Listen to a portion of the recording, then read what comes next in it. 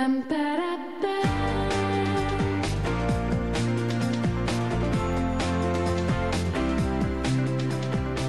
predicted the tragedy in Sedona with James Arthur Ray when 3 people died and 18 got injured at a seminar in a Sedona sweat lodge.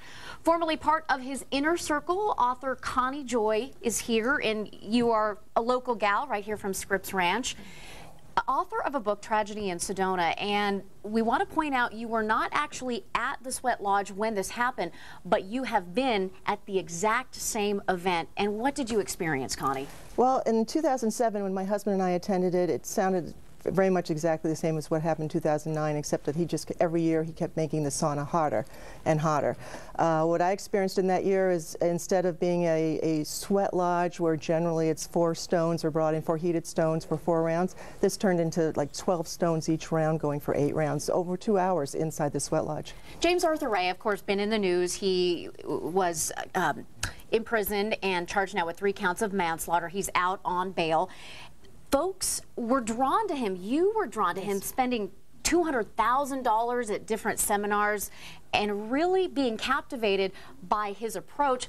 What happened? Where did it turn, and where did the relationship turn sour? Well, we saw the big change happen in him in the early 2007 after he appeared on Oprah and Larry King. It seemed that before that point he was friendly, he was very approachable, he really did seem very interested in how you were doing. After that he became more and more distant, hired bodyguards to keep people away from him, and eventually his tough love approach turned into more tough and very little love. In the book you describe him as having the God complex, where he even in a ceremony came out in a white robe. Yep. And I think that what is so fascinating and interesting is how you were describing him taking his power and manipulating people, and unfortunately coming to these extreme consequences. Yeah, that's true. That was what the sad part about it is. The material that he presented and he taught was excellent. That's why people stayed. The group that we were with were a fabulous group of people. These are people working to improve their lives, become better parents, better partners.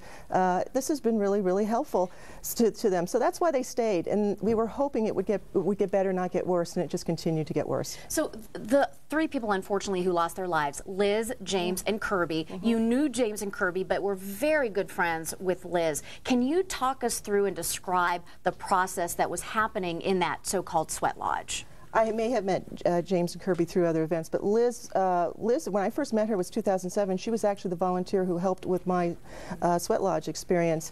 With her, again, the big difference inside the sweat lodge is where you were in the lodge. Unfortunately, she was directly across, the furthest away from the opening, got very little air and very little cool break between them, and so that's probably a reason why she had the worst consequences. And you had predicted this. I mean, in 2007, when you and your husband were there, you sensed that this was very dangerous. This was exhausting all human capacity. Right. And you had talked to people about this, and nothing was done. Well, I sent out an email right after the event where I rated it as 0 out of 10, which for me that's pretty remarkable. I'll usually give you a point or 2 just for the sweat lodge stayed standing. But I said right in it was too hot, too long, and this was dangerous. And I could really see no part. There was no spiritual point in this. This was just a test of your endurance. It had nothing to do with a spiritual awakening. One thing that you talk about in your book is that there were very positive aspects of the teaching, and you were concerned that because of this, that the whole industry would be looked at as a negative one. That's true, and that was one of the reasons I wrote. I wanted people to understand, first of all, these were not just cult followers. There was no religious undertone going on in here. They were just trying to improve their lives, and nobody should have to die for an attempt to improve their life. Absolutely. Now, James is going to go to trial for 3 charges of manslaughter, and I asked you this before we were on the air. If you're called to testify, would you, and what would you say? Oh, if I was called to testify, I certainly would. What would I say? I'd answer their questions and whatever they wanted to know. Should he be allowed to practice anymore? That's the problem. He used a lot of neuralistic programming. He used a lot of stage hypnosis on people. They didn't know they were doing it, and he did that to get you to buy more products from him. So that's a dangerous combination, and I don't know how they can prevent that. Very, very tragic case with the 3 people that lost their lives, but this wasn't the first time that this had happened. There had been another situation in 2005 and a suicide at one of the other seminars. Yes, in 2005, a man from the Sweat Lodge was taken away in an ambulance.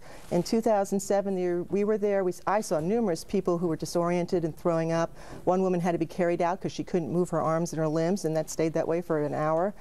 2008, a friend of ours stopped breathing twice after he was in the lodge. Another woman was unresponsive for hours. Yeah. I mean, we could talk about this forever. We want folks to be able to read your book and to gain the insight that you have. It's just an incredible read. San-Diego6.com. Go there to our website and click on our rewards page. What have you learned overall from this experience, Connie? Well, I think number one, you have to be your own guru. And just because they say they're spiritual or they're religious, you can't let your guard down. If you're giving them money, you're a consumer, they're selling something. And you have to be a conscious consumer, always evaluating what are you doing. Wonderful. Will you still be attending other self-awareness seminars? I certainly will, but it'll be a whole different mindset. I'm going to be looking at exactly what is the intention of the presenter. Are they really looking out for the people's best interest, or is this just a job to them? Yeah. Thank you so much for coming on today. I appreciate your insight, your knowledge, and hopefully it can help other people from falling into some of the same traps. Great. Thank you, Renee. Good to have you on.